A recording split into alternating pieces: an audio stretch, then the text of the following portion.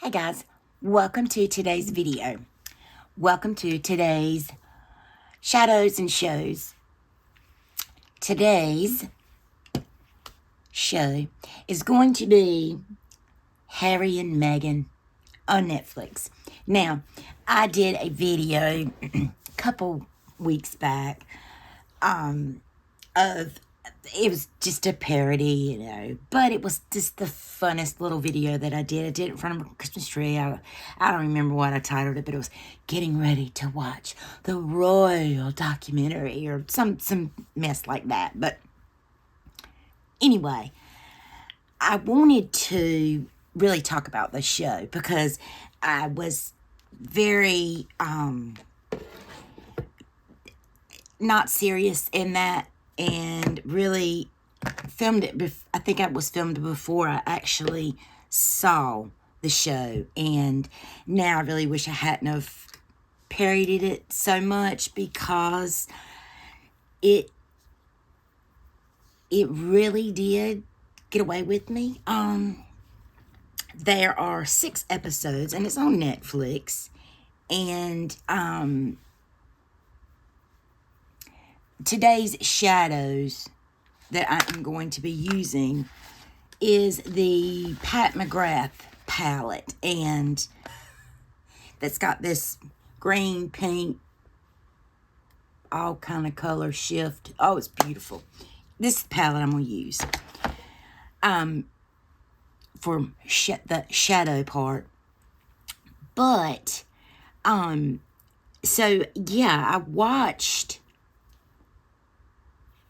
the first 3 in succession, and then what was it, a week, 2 weeks, 3 weeks? All right, it has 6 episodes. I'm going to build this foundation up. I really do enjoy this foundation, this Rimmel foundation. 4.8 out of 10. I just don't, the hate, why they got so much hate when they're telling their story. I mean, this is the British media. Man, I thought that our media was just something in this world. Seeing what the British media, I'm not talking the British tabloids even, I'm talking about just how the British media have just crapped on this couple. And ever since these came out, and I see their point is you're trashing the British media, yet you're using the British media to push your movie, your point. Yeah, that's right. But on the same token, they're telling the narrative. The media is not in control of the narrative. The Harry and Meghan are. And I admire them for that. And I admire them for speaking out. I mean, we all have this perception, not we all, I can't speak for everybody. So many people have a misconception of the royal family and what it entails and what it doesn't. And I know personally, when in one of the episodes, Meghan talks about how when she greeted or when she met, I think it was when she met Kate, but the sentiment was the same for all of it. But she said she pretty much thought that once they were inside, away from the media, away from the cameras, away from everything, when they were in their own private area, that it would be different, almost like a prim and proper. And then it's like, oh yeah, we can let loose. No, that wasn't the case. And that really surprised me as well, because I kind of thought the same thing. I thought, surely these royals have to be, happy-go-lucky, outside of, or away from the glare, the public. They gotta let loose, to be sure. They're not this, I don't want to use the word uptight, because that's not fair to say. Proper. Maybe proper would be probably better term to describe my interpretation of the British. But still, that was a shock to Meghan. Meghan is an American. And I don't think that was unreasonable for her to assume. And people are like, oh yeah, well, she should have known that. She should have done the research, blah, blah, blah, blah, blah. I mean, their love story was pretty fast and pretty intense. If you actually watch it and listen to it with an open mind. And that's what I did. I listened to it with an open mind, not going into it thinking, oh, here's this just horrible person that's gonna just skewer the royal family. I don't think that Meghan was welcomed as much as probably maybe someone from high society, if you would. I think Piers Morgan, and I used to really enjoy watching Piers Morgan when he was on America's Got Talent. He was up there with Sharon Osbourne, and I used to really, really enjoy Sharon Osbourne. I was a fan of Sharon Osbourne way before she was even on The Talk. I started watching The Talk because she was on it. And I had a thing with her hair color. I just loved her hair color. I thought it was the prettiest thing in the world. But y'all, all good things come to an end sometimes. And I think these two were just so spoken out, especially Piers. And it's so obvious that he is biased. So blatantly obvious. Regardless of what you might think about the two of them, he is definitely biased. I don't know if she rebuked his advances at some point. I don't know, but I just think it's irresponsible of him to have said some of the things that he said on his show. But we're not here to talk about Piers Morgan. We are here to talk about Harry and Meghan. I did thoroughly enjoy the small little glimpses that we got to see of their family and their life, and what they've built on their own. I really do. I think it's beautiful. They they were so criticized for everything they did.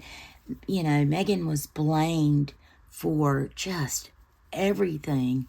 And, you know, I just seen so much commentary about they can't believe somebody that is a princess would ever have contemplated, you know, I can't say it. I won't say it. And you know what? You unless you dealt with mental illness, you don't get to have an opinion. In my opinion, you don't get to say whether or not she was truly feeling that way, or if her feelings were valid or warranted, or how could somebody who is, you know, could potentially want to be queen be that depressed. Again, if you don't struggle and you've never had those thoughts, you don't get to have an opinion. And that's the only probably forceful thing that I will say on my channel. I'm a very, very, very strongly, I am a very strong advocate for mental health. And for them meaning anybody who reviewed this show, or you know, had anything to say about they didn't believe it, or you know, you don't get to say that. So don't say that. Just, you don't know what's in a person's mind. You don't know what's in a person's heart. You don't know what's in a person's mind frame. Nobody does. You could have the best life in the world and still feel alone. You could be surrounded by a million people and still feel alone.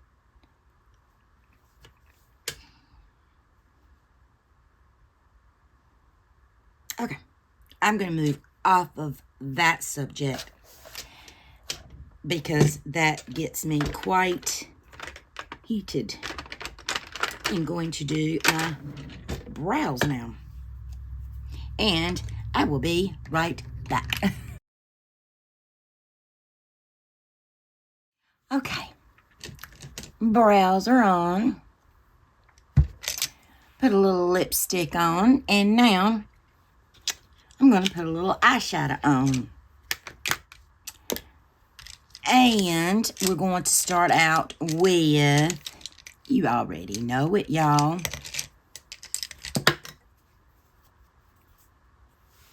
my favorite brush. And I'm actually going to start in my blush palette. I used the Sigma Cor-De-Rosa palette today, and I used the shade Cor-De-Rosa. So I'm actually just going to dip into this a little bit. Just want to tie in the blush in today's look.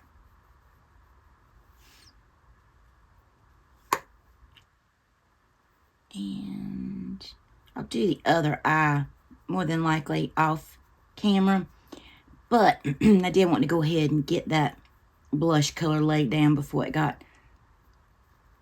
anything else got on this brush.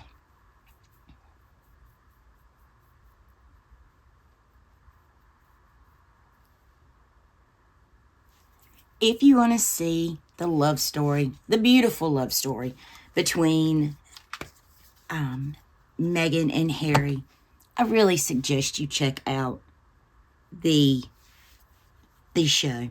It really is beautiful. I'm going to go into this shade in the palette right here.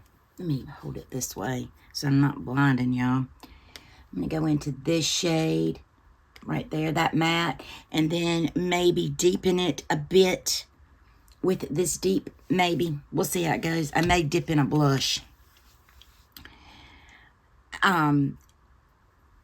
it is something that does not deserve 4.8 stars. It deserves much more.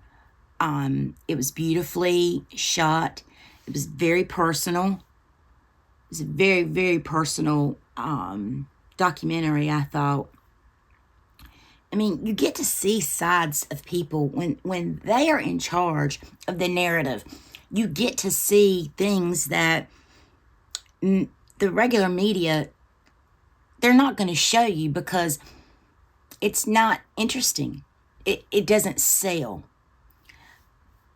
But when they show you just part of the narrative, it sells because you want to buy more. You want to invest more. So, these two individuals flipped the script. They said, you know what? We're going to do this and we're going to do it on our terms. And you know what? I have mad respect for them. Mad respect. So what am I? I'm Team Harry and Meghan. I think what they shared with the world was what they wanted to share, which was just a small amount. And I certainly don't blame them for what little bit they did share. We don't need to know the absolute intimate details. I don't need to know. I mean, the things that his dad said to him, it's his prerogative not to share that. He put it out because the royals had all their press secretaries, the way I understood it, they all get together and say, okay, this is the story that we're going to, this is the story that we're going to put out. Bits and pieces where you have to read between the lines. And so there was just enough truth into some of these things that would continue to sell those papers. And believe what you want. I believe them. I really do. And I'm glad they got out of that. I'm glad they're making a home for their family here in America. And I think Harry said it best I think it was the first episode. It was in one of the episodes. As he was narrating it, he said, she was putting all of her trust in him giving up her life to move to his home, his country. And then in the end, he was putting all of his faith into moving to her country, her home. And so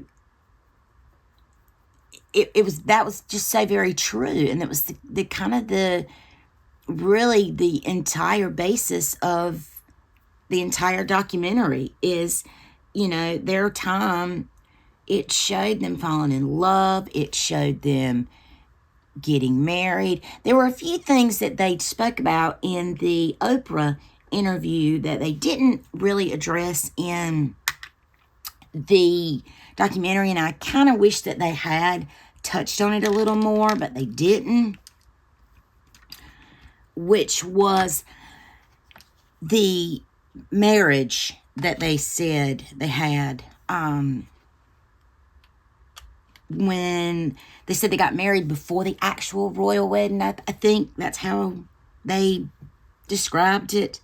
I am going to put this pretty shade right here on, because it is just so pretty to me. But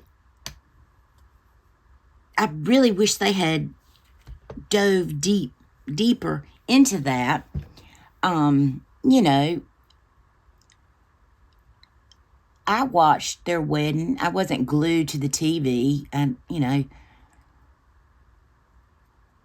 and I was sad. I was sad when her sister, and I use that term loosely, came out with all of that crap that she said. And then for, you know, this woman to have a wedding, I mean, this wasn't the wedding of her dreams. This was the wedding of the monarchy's dreams, you know. So, but she also understood she married into that. That was something that was presumably expected. And, you know, she complied with that. You know, she did what she was supposed to do. But still, I think they are much happier here. I think that the show will go on. I hope that they continue to thrive here in America. Their children continue to thrive. And I hope they come out with more episodes. I hope that they don't let all this negativity from the British press, they don't let that affect their future. But judging by what I've seen, I don't think they're going to let it. I think they're going to be just fine. So, their book, Harry Spare. Harry wrote a book called Spare. It is on my wish list. So, I do want to read that book. And, you know, once I read it, I'll do a beauty and books. But anyway, this is my way jumbled opinion of the Netflix show Harry and Meghan. If I had to vote, instead of 4.8 stars, I would have gave it 10 out of 10. I don't think there was any room for improvement. I'll tell you that, but I give it 9.5 because I'd love to see more episodes.